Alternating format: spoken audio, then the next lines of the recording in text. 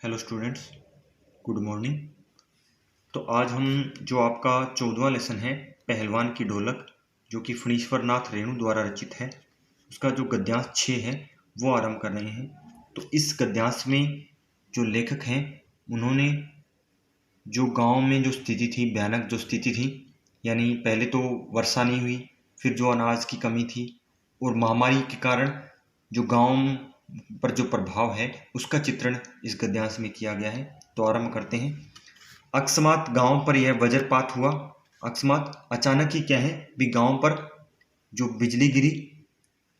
क्या क्या फिर पहले अनावृष्टि, पहले तो काफी समय तक जो वर्षा है वो नहीं हुई, फिर क्या है वर्षा नहीं हुई, फिर अन्न की कमी होगी, यानी जो फिर अनाज की जो कमी है वर्षा न होने के कारण गांव में हो गई।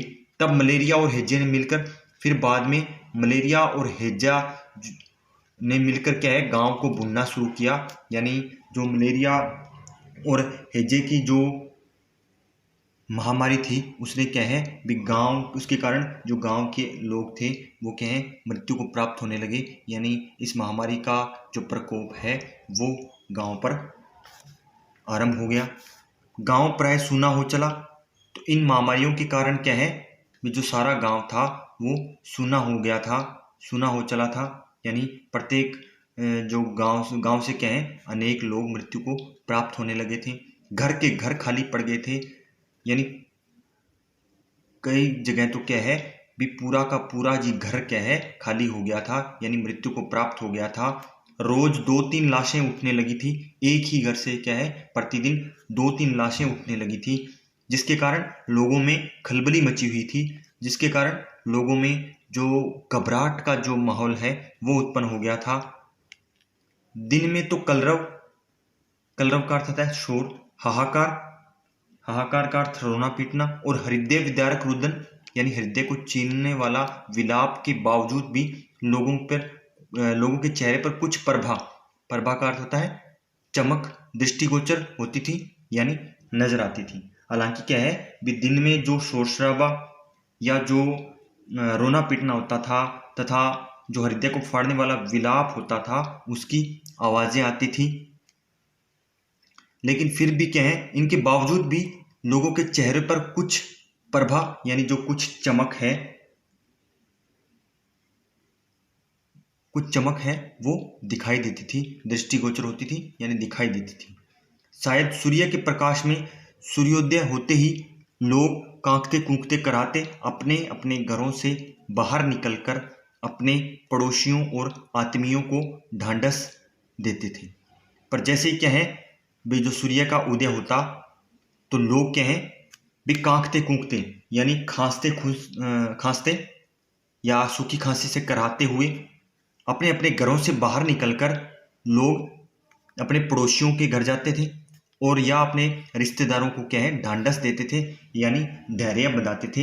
यानी जिन लोगों के घर से कोई व्यक्ति मृत्यु को प्राप्त हो गया था उन लोगों को लोग सूर्योदय होते ही अपने घर से बाहर निकलकर उनका धैर्य बढ़ाने के लिए बाहर जाते थे। अरे फिर वो क्या कहते थे, अरे क्या करोगी रोकर दुल्हन।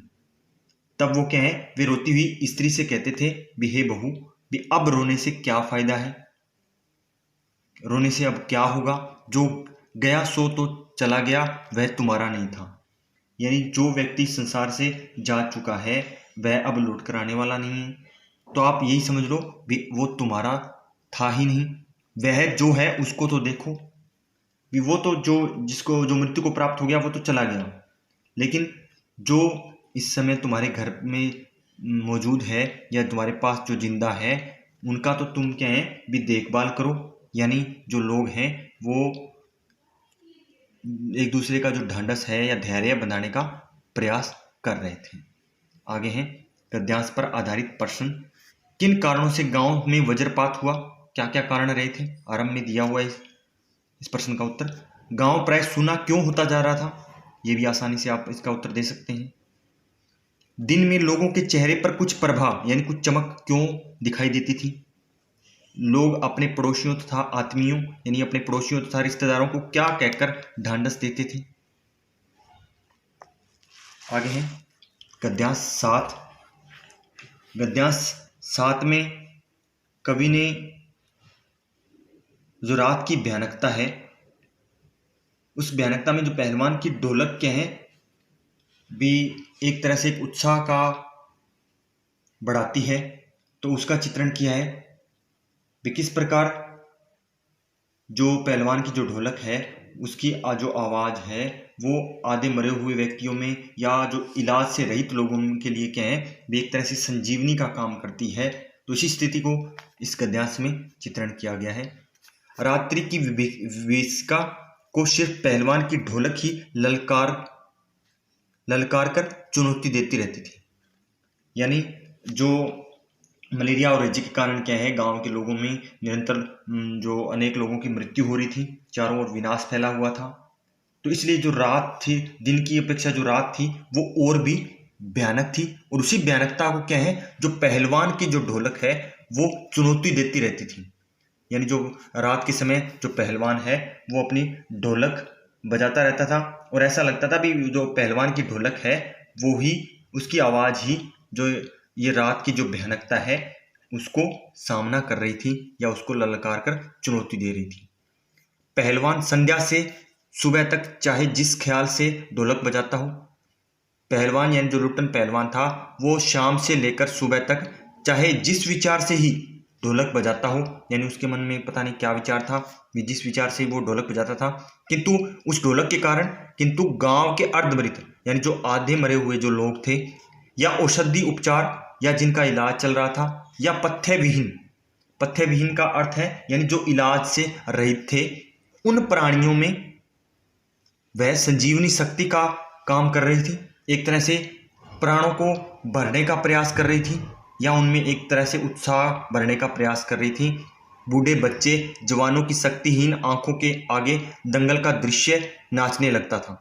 और जैसे ही जो बच्चे क्या हैं इस महामारी से ग्रस्त थे, बूढ़े बच्चे, उन लोगों में की आंखें जो शक्तिहीन हो चुकी थी, उनके सामने जैसे ही उन्हें ढोलक की जो आवाज़ सुनाई देती थी तो उनके सामने जो कुश्ती का जो दृश्य था वो दिखाई देने लगता था।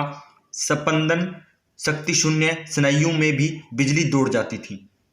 इसका अर्थ है स्पंदन शक्ति शून्य अर्थात धड़कन रहित जो शरीर थे यानी जो मृत्यु को प्राप्त होने वाले थे, उन लोगों में भी क्या है उनकी नाड़ियों में भी जो ढोलक की आवाज़ सुनकर एक तरह का जो उत्साह है वो उत्पन्न हो जाता था। अवश्य ही ढोलक की आवाज़ से बुखार हटाने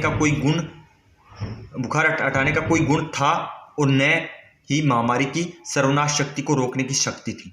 हालांकि क्या है भी जो ढोलक की आवाज़ थी उसमें जो बुखार दूर करने का, जो मलेरिया से कारण जो बुखार हो रही थी उसको दूर करने का कोई गुण नहीं था, और न ही क्या है भी जो ये जो एजेग के कारण या जो महामारी फैली हुई थी इसको दूर करने की कोई शक्ति थी।